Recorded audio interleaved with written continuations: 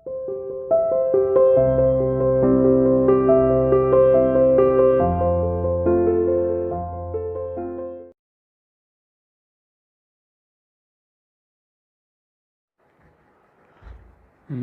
to CR International School online classes.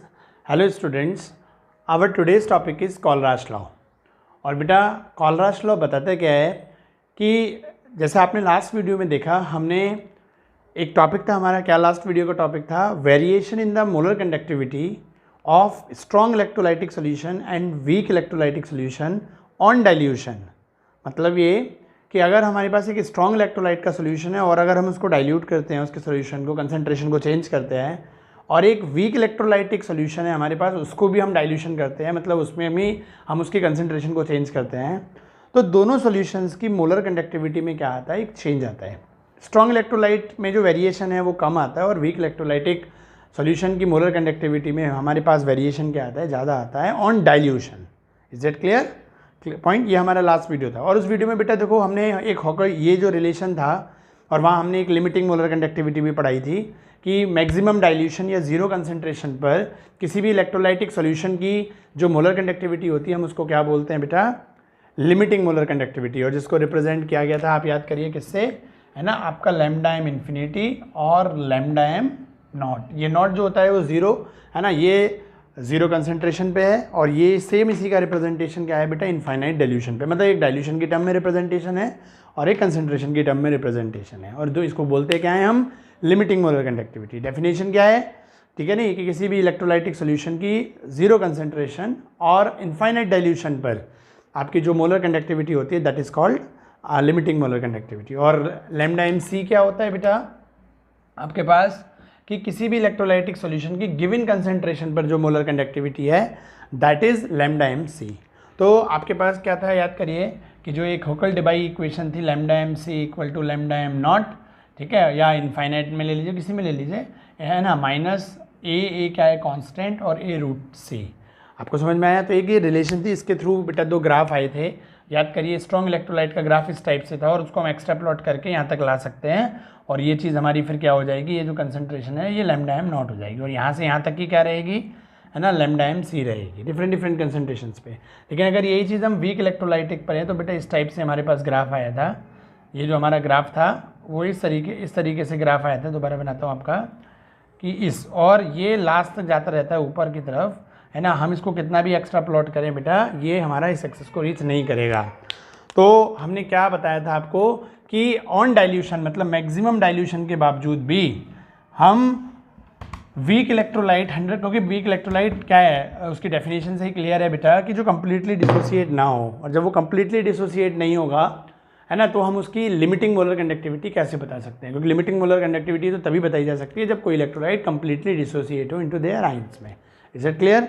तो हमने आपको बोला भी था उस वीडियो में, तो कॉलराश ने इस पर कुछ काम किया, और स्ट्रॉन्ग इलेक्ट्रोलाइट की हेल्प से उसने वीक इलेक्ट्रोलाइट की भी लिमिटिंग मोलर कंडक्टिविटी बताई, क्योंकि जो प्रैक्टिकली भी पॉसिबल नहीं थी उसको बताने की उसने किया। तो उसने देखो बेटा कैसे किया, उसने कुछ काम एक्सपेरिमेंटल किया और कुछ मैथमेटिकल ऑपरेशंस यूज़ किए। तो उसने प्रैक्टिकली क्या किया, तो पहले हम कॉलराश लॉ की बात करेंगे और देन कॉलराश लॉ की एप्लीकेशन की बात करेंगे, ठीक है नहीं। और कॉलराश लॉ की एप्लीकेशन यही है कि हम स्ट्रॉन्ग इलेक्ट्रोलाइट की हेल्प से कैसे वीक इलेक्ट्रोलाइट की लिमिटिंग मोलर कंडक्टिविटी बता सकते हैं। Is it clear? लेकिन लॉ क्या है, पहले लॉ की बात करते हैं, एप्लीकेशन की बात बाद में करेंगे। तो बेटा उसने क्या किया, देखो मैंने कुछ डेटा आपके सामने बोर्ड पे लिख रखा है, ये वही डेटा है जो उसने प्रैक्टिकली कुछ किया और उसको ऑब्जर्वेशन किया, देन एक कंक्लूजन रिजल्ट निकला। तो वो मैं आपके सामने बताता हूँ। देखो बेटा उसने क्या करा, स्ट्रॉन्ग इलेक्ट्रोलाइट ही तो बेटा क्या होते हैं, 100% डिसोसिएट हो जाते हैं आप मैक्सिमम डाइल्यूशन पे। आप डाइल्यूट करते जाएंगे, एक टाइम ऐसा आएगा कि स्ट्रॉन्ग इलेक्ट्रोलाइट कंप्लीटली डिसोसिएट हो जाते हैं अपने आयंस में, और जब वो कंप्लीटली डिसोसिएट हो जाते हैं उस टाइम जो मोलर कंडक्टिविटी होगी वो क्या होगी, मैक्सिमम, है ना, और वो आपकी लिमिटिंग मोलर कंडक्टिविटी कहलाती है, और वो उससे वो लिमिट हो गई है। Is it clear? चलो तो देखो इसने क्या करा, जैसे एक KCl सोल्यूशन लिया, एक NaCl, तो आप इन दोनों सॉल्यूशंस में देख रहे हैं कि Cl आइन कॉमन है, देख रहे हैं आप? क्लियर? ऐसे आप ये पेयर है, एक KBr और NaBr का पेयर लिया, ठीक है, तो मतलब इन्होंने सबके ये KCl भी एक स्ट्रॉन्ग इलेक्ट्रोलाइट है, NaCl भी एक स्ट्रॉन्ग है, KBr NaBr। अच्छा, आपके मन में ये क्वेश्चन आता होगा कि हमें कैसे पता चलेगा कि कौन सा स्ट्रॉन्ग है कौन सा वीक है, अगर विदाउट प्रैक्टिकल करे कोई एक वे हो, ठीक है ना, जिससे हम देख के बता पाएँ। मतलब 100% नहीं, बट मतलब मैक्सिमम आइडिया हमारा एग्जैक्ट बैठ जाए, है ना। तो बेटा इक्विलिब्रियम में आप याद करिए, आपको ये चीज़ पढ़ाई जाती है, स्ट्रॉन्ग एसिड और स्ट्रॉन्ग बेस के जो सॉल्ट होते हैं, समझ में आया। देखो स्ट्रॉन्ग एसिड और स्ट्रॉन्ग बेस के जो सॉल्ट होते हैं वो हमारे क्या होते हैं, सबसे ज़्यादा स्ट्रॉन्ग होते हैं। फिर अगर स्ट्रॉन्ग एसिड है या फिर आपका वीक बेस है, या अगर वीक एसिड है तो उसके साथ में स्ट्रॉन्ग बेस है, और दोनों ही वीक हो जाएं, वीक एसिड और वीक बेस, तो फिर वो हमारा क्या होता है, वीक ही होता है। ये स्ट्रॉन्ग से सबसे ज़्यादा हाईएस्ट स्ट्रॉन्ग, ये स्ट्रॉन्गेस्ट होगा, और बाकी ये भी क्या होते हैं, हमारे स्ट्रॉन्ग होते हैं। मतलब कहने का अगर आपका सॉल्ट जो है स्ट्रॉन्ग एसिड और स्ट्रॉन्ग बेस, जैसे आप देखो, आप यहाँ देख सकते हो, जैसे हमारे पास क्या ये है KCl। KCl को अगर हम देखें तो KCl बना कैसे बेटा, तो KOH और HCl की अगर आप रिएक्शन कराओगे तो H और OH मिलके वाटर बन जाएगा, और आपके K और Cl मिलके KCl बन गया। Acid plus base, salt plus water, ये 10th में पढ़ाया जाता है आपको। तो इस बेसिस पर देखो ये KCl का फॉर्मेशन स्ट्रॉन्ग एसिड और स्ट्रॉन्ग बेस की हेल्प से हुआ। अगर यहाँ पे भी देखो आप, तो HBr, ठीक है, HCl से थोड़ा वीक है ना, क्योंकि स्ट्रॉन्ग एसिड तो हमारे HCl, H2SO4, HNO3 काउंट होते हैं, बट और इसका बेस जो है वो स्ट्रॉन्ग है, तो इसका बेस हमारा क्या हो गया, स्ट्रॉन्ग हो गया, और एसिड थोड़ा वीक हो गया। Is it clear. जैसे NaBr है तो HBr आ गया, वो थोड़ा सा वीक एसिड है ना, लेकिन NaOH क्या है, स्ट्रॉन्ग बेस है। अगर आप इधर आओ जैसे NaCl और KCl, तो इसका देखो NaCl KCl, NaOH और HCl से मिलकर बनाए, तो दोनों ही स्ट्रॉन्ग हो गए। Is it clear. तो कहने का या तो दोनों ही स्ट्रॉन्ग हो या दोनों में से कोई एक स्ट्रॉन्ग हो, तब भी क्या हो, स्ट्रॉन्ग एसिड या स्ट्रॉन्ग बेस का सॉल्ट हो, तो ये हमारे क्या होते हैं, स्ट्रॉन्ग इलेक्ट्रोलाइट्स में आते हैं, और दोनों ही वीक हो जाए तो वीक हो जाते हैं। Is it clear. चलिए ये मैंने आज क्या एक चीज़ आपकी +1 की और रिवाइज करा दी। चलो हम अब मेन पॉइंट पे आते हैं। तो देखो कॉलराज ने क्या किया, प्रैक्टिकली KCl एक स्ट्रॉन्ग इलेक्ट्रोलाइट था, उसकी लिमिटिंग मोलर कंडक्टिविटी देखी, मतलब मैक्सिमम डाइल्यूशन पे, तो वो 149.86 आई, ठीक है। ऐसे NaCl की देखी उसने, तो ये हमारे पास 126.45 आई। तो उसने दोनों में देखा कि यहाँ दोनों KCl और NaCl में Cl आइन कॉमन है, मतलब एनाइन कॉमन है, और हमारे पास जो बदल रहा है वो कैटाइन बदल रहा है। तो आप बताओ, और इनमें देखा कि इसमें डिफरेंस कितना है दोनों को में, तो डिफरेंस कितना आया, 23.41 आया। तो ये काम तो उसने प्रैक्टिकली और साइंटिस्ट लोगों ने भी किया, एक वैल्यू थी वो देखी, लेकिन इसको ऑब्जर्व करते हुए इसने एक पेयर अपनी तरफ से बना लिया। उसने क्या करा, उसने यहाँ भी यही काम किया बेटा, K और Na तो वही रखे, Cl को बदल दिया, ठीक है। अब इससे क्या होगा वो मैं बताऊंगा, अभी आपको पहले देखो इसने किया क्या, कि बस Cl को रिप्लेस कर दिया दोनों जगह, जैसे ये KCl था तो KBr कर दिया, NaCl था तो NaBr कर दिया। Is it clear. और अब इन KBr की प्रैक्टिकली देखी, क्योंकि ये भी हम लिमिटिंग मोलर कंडक्टिविटी इसकी बता सकते हैं, तो ये इतनी आई NaBr की, ये आपके सामने 128.51 आई। तब उसने देखा इसका डिफरेंस भी क्या आ रहा है, 23.41 आ रहा है, ठीक है। देखो KBr और NaBr की लिमिटिंग मोलर कंडक्टिविटी का डिफरेंस भी कितना आ रहा है, 23.41। KCl और NaCl की भी लिमिटिंग मोलर कंडक्टिविटी का डिफरेंस कितना आ रहा है बेटा, 23.41। आप कुछ समझ पा रहे हो, मतलब कुछ ऑब्जर्व आपने भी किया कि देखो बेटा दोनों जगह, दोनों यहाँ इन दोनों सॉल्ट्स में जहाँ डिफरेंस आ रहा है 23.41, एक एनाइन कॉमन है, कैटाइन बदल रहे हैं, तो क्या ये डिफरेंस कैटाइन की वजह से नहीं होगा, क्योंकि Cl जो Cl यहाँ है वही Cl यहाँ है, Cl1 माइनस यहाँ है, Cl1 माइनस यहाँ है, क्लियर। तो जो डिफरेंस आ रहा होगा वो किसकी वजह से आ रहा होगा, क्योंकि बदल कौन रहा है, कैटाइन। दोनों सॉल्ट्स में जो डिफरेंस है वो किस में है, कैटाइन में। तो इस डिफरेंस के लिए क्या ये कैटाइन रेस्पॉन्सिबल नहीं होगा। आप देखो इधर भी क्या चीज़ है बेटा, यहाँ हमने Cl हटा दिया, हमने Br लगा दिया, और ये K और ये Na सेम वैसे ही है, बस Cl हटा के दोनों जगह Br आ गया, दोनों की लिमिटिंग मोलर कंडक्टिविटी बदल गई। देखो KCl की 149 पॉइंट समथिंग है, इसकी 151 पॉइंट है ना। तो अब देखो ये जो वेरिएशन आ रहा है, क्योंकि यहाँ जो K कॉमन है, तो इन दोनों का जो वेरिएशन है वो किसकी वजह से है, Cl और Br की वजह से। समझ में आ गया। तो ऐसे ही जो इन दोनों में जो डिफरेंस है वो किसकी वजह से होगा, Cl कॉमन है तो K और Na की वजह से होगा। Clear point. तो पहले हम इधर ना जाके हम इस तरीके से कंपैरिजन करते हैं, जब Cl कॉमन मतलब K और Na इसमें भी कॉमन, K और Na इसमें भी कॉमन, मतलब और दोनों अगर हम इन दोनों को कंपैरिजन करें तो दोनों में Cl कॉमन, इसमें दोनों में Br कॉमन, तो डिफरेंस सेम आया। तो यहाँ भी जो 23.41 डिफरेंस है वो Na और K की वजह से है, यहाँ भी 23.41 डिफरेंस है वो K और Na की वजह से है। आ गया, मतलब Cl का जो रोल यहाँ होगा वो यहाँ होगा, Br का जो रोल यहाँ होगा वो यहाँ होगा। जो रोल बदल रहा है, जो molar conductivity, limiting molar conductivity बदल रही है, उस बदलने के लिए रेस्पॉन्सिबल यहाँ कौन हुआ, ये। तो सेम आयन होने पे डिफरेंस भी आप देख रहे हो सेम आया। समझ में आ रहा है। अब देखो नीचे की तरफ, ये तो कब लिया, जब हमने कॉमन एनाइन है। अब हम कॉमन कैटाइन करते हैं। देखो आप दोनों एग्जाम्पल में देखो, दोनों के हैं, बदल कौन रहा है, Br और Cl। यहाँ आप देखो, यहाँ भी दोनों में क्या है, Na, Br और Cl, मतलब यहाँ कॉमन कैटाइन है भाई, Kbr की इतनी आई, KCl की इतनी आई, इन दोनों का डिफरेंस 2.606 आया। तो 2.06 के लिए रेस्पॉन्सिबल कौन होगा, K, ये तो दोनों जगह कॉमन है, जो रोल K का यहाँ होगा वही K का रोल इसमें होगा। तो जो बदलाव आ रहा है वो किसकी वजह से आ रहा है, Br और Cl की वजह से। आगे समझ में? तो क्या ये Br Cl वाला बदलाव यहाँ भी कॉमन है क्या? तो उन्होंने क्या करा, K हटा के Na ले लिया दोनों जगह। तो NaBr की इतनी आई, NaCl की इतनी आई, आया पॉइंट समझ में बेटा? और अब जो डिफरेंस आया उसके लिए रेस्पॉन्सिबल कौन होगा, क्योंकि Na तो दोनों जगह सेम है। तो इस 2.6 के लिए रेस्पॉन्सिबल कौन होगा, Br और Cl रेस्पॉन्सिबल होगा।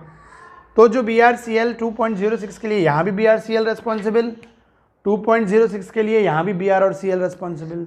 तो इन दोनों एग्जाम्पल से आपने एक कंक्लूजन नहीं निकाला कि इस डिफरेंस के लिए रेस्पॉन्सिबल K और Na और Cl का जो रोल यहाँ होगा वो यहाँ होगा। मतलब कहने का इस 149.86 जो लिमिटिंग मोलर कंडक्टिविटी पूरे KCl की है, उसमें Cl की कोई फिक्स होगी। मानना मतलब मैं एज्यूम कर लेता हूँ कि मान लीजिए 50 अगर इसमें है, 50 में ये 149 में 50 इसकी वजह से है, तो 126.45 में 50 इसकी वजह से होगी ना। तो जो बदलाव आ रहा है वो तो इसकी वजह से आ रहा है ना। आया पॉइंट समझ में बेटा? तो उसने क्या बताया, ये कंक्लूजन निकाला कॉलराश ने इनको देखते हुए कि एक बार कैटाइन कॉमन रखा, एक बार एनाइन कॉमन रखा, दोनों सॉल्ट्स की लिमिटिंग मोलर कंडक्टिविटी में क्या डिफरेंस आ रहा है, तो यहाँ डिफरेंस इसकी वजह से आया, यहाँ डिफरेंस भी K और Na की, तो जो K Na की डिफरेंस यहाँ आया। तो देखो डिफरेंस के लिए, अब देखो भले ही यहाँ पे Cl की जगह Br हो गया, लेकिन डिफरेंस तो कॉमन आया, तो उसके लिए रेस्पॉन्सिबल कौन है, जो बदल रहा है। आगे समझ में? Clear point? तो यहाँ से बेटा उसने ये एक कंक्लूजन निकाला कि किसी भी स्ट्रॉन्ग इलेक्ट्रोलाइट की जो भी लिमिटिंग मोलर कंडक्टिविटी होती है, जैसे KCl की 149.86 लिमिटिंग मोलर कंडक्टिविटी पूरे सॉल्ट की है KCl की, तो उसमें Cl आइन की एक अपनी लिमिटिंग मोलर कंडक्टिविटी होती है और कैटाइन की अपनी होती है, और दोनों को जोड़ दो तो वो पूरे सॉल्ट की क्या बन जाती है, लिमिटिंग मोलर कंडक्टिविटी बन जाती है। तो मतलब उसने कंक्लूजन ये, जैसे देखो रिजल्ट क्या निकाला, जैसे हमारे पास कोई सॉल्ट है बेटा, उसमें A एक कैटाइन है और B एक एनाइन है, और A और B कैटाइन एनाइन से मिलकर एक सॉल्ट बना है स्ट्रॉन्ग, समझ में आ गया, स्ट्रॉन्ग इलेक्ट्रोलाइट। तो उस पूरे की जो लिमिटिंग मोलर कंडक्टिविटी है वो कैटाइन की लिमिटिंग मोलर कंडक्टिविटी और एनाइन की लिमिटिंग मोलर कंडक्टिविटी के एडिशन के बराबर होगी। मतलब कैटाइन का इस टोटल लिमिटिंग मोलर कंडक्टिविटी में कैटाइन का अपना एक रोल होता है, अपनी एक वैल्यू होती है फिक्स, और एनाइन की अपनी एक फिक्स वैल्यू होती है। तो Cl की जो यहाँ है वो यहाँ है, जो बदली वो किसकी बदली, K और Cl की। तो हर कैटाइन और हर एनाइन, समझ आया, इलेक्ट्रोलाइट में, स्ट्रॉन्ग इलेक्ट्रोलाइट की limit total limiting molar conductivity में अपनी एक स्पेसिफिक वैल्यू रखता है, इंडिविजुअल वैल्यू रखता है। समझ में आ गया? मतलब केस ये 149 में K की अपनी एक वैल्यू होगी लिमिटिंग मोलर कंडक्टिविटी की, और Cl आइन की अपनी एक लिमिटिंग इंडिविजुअल होगी, और दोनों का टोटल पूरे सॉल्ट की लिमिटिंग मोलर कंडक्टिविटी के बराबर होगा। Is it clear? तो देखो अब जैसे ये आया, इसको देखो मैं एक ओवरऑल से भी बता सकता हूँ। पता है किस तरीके से? जैसे मान लो हमारे पास एक सॉल्ट है, मान लीजिए जैसे Al2SO4 थ्राइज्ड। अब अगर हमें इस सॉल्ट की लिमिटिंग मोलर कंडक्टिविटी देखनी है बेटा, देखो ये भी सॉल्ट अगर देखोगे तो किससे मिलके बना है पता है, Al। देखो कभी भी किसी सॉल्ट का आपको निकालना है ये किस एसिड किस बेस से मिलके बना हुआ है, तो उसका एक तरीका है बेटा, आप क्या करा करो, उसकी वाटर से रिएक्शन करा दिया करो, HOH। वाटर को क्या लिख सकता हूँ मैं, HOH, इसका प्लस इसका माइनस, इसका प्लस इसका माइनस, इस पर 3 प्लस होता है, इस पर 2 माइनस। तो देखो ये एल्यूमिनियम आइन किसके पास जाएगा, इसके पास जाएगा, तो AlOH थ्राइज्ड बन जाएगा, ठीक है। और ये हमारा SO4 किसके पास जाएगा, इसके पास, तो H और SO4 की वैलेंसी 2, इसकी 1s2SO4, बाकी बैलेंसिंग कर लेंगे पहले। तो देख रहे हो Al2SO4 थ्राइज्ड एल्यूमिनियम हाइड्रोक्साइड और H2SO4 का है, तो ये तो हमारा वीक बेस है, बट हमारा H2SO4 क्या है, वो स्ट्रॉन्ग एसिड है, तो ये भी स्ट्रॉन्ग की कैटेगरी में आ गया। तो अब देखो इसकी लिमिटिंग मोलर कंडक्टिविटी में किसका रोल होगा, कि limiting molar conductivity of aluminium आइन, ठीक है, एल्यूमिनियम भी कितना होता है 3+, है ना, तो हमारे पास ये एल्यूमिनियम आइन का अपना एक रोल होगा, plus limiting molar conductivity of sulphate आइन। अब लेकिन बेटा देखो सल्फेट आइन कितने हैं यहाँ 3, तो जो एक सल्फेट आइन की लिमिटिंग मोलर कंडक्टिविटी होगी और टोटल कितने हैं ये 3, तो हम आगे क्या कर दें 3 से मल्टीप्लाई। और ऐसे एल्यूमिनियम एक आइन की जो लिमिटिंग मोलर कंडक्टिविटी सॉल्ट में कितने हैं 2, तो हम आपको इसको क्या कर दें आगे 2। आगे समझ में ये बात याद रखना। देखो यहाँ पे ये क्या था, ये तो ये सिंगल ही थे, तो ये आगे हमें कुछ लफड़ा नहीं पड़ा, लेकिन इस बात को याद रखना, ये न्यूमेरिकल, ऐसे न्यूमेरिकल आते हैं बोर्ड एग्जाम में, और बच्चे ये आगे 2 और 3 का मल्टीप्लाई करना भूल जाते हैं। वो समझते हैं एल्यूमिनियम आयन की ये दे दे, इसकी वैल्यू दे देते हैं बेटा, इसकी वैल्यू दे देते हैं और पूछते हैं सॉल्ट की क्या होगी। बच्चा क्या करता है, एक एल्यूमिनियम आयन और एक सल्फेट आयन की जोड़ के टोटल करके बता देता है, वो आंसर गलत। कंपटीशन में बताओ तो ऑब्जेक्टिव में भी एक ऑप्शन ये मिलता है और एक एग्जैक्ट आंसर का मिलता है। तो आप याद रखो इस सॉल्ट में 2 एल्यूमिनियम आयन है, तो 1 एल्यूमिनियम आयन की अपनी एक लिमिटिंग है, तो 2 की इंटू 2 कर दिया। यहाँ 3 सल्फेट है, 1 सल्फेट को 3 से कर दिया। इसको याद रखना, ये बहुत मिस्टेक करते हैं अच्छे बच्चे भी। समझ में आ गया? तो दैट इज द कोलराश लॉ।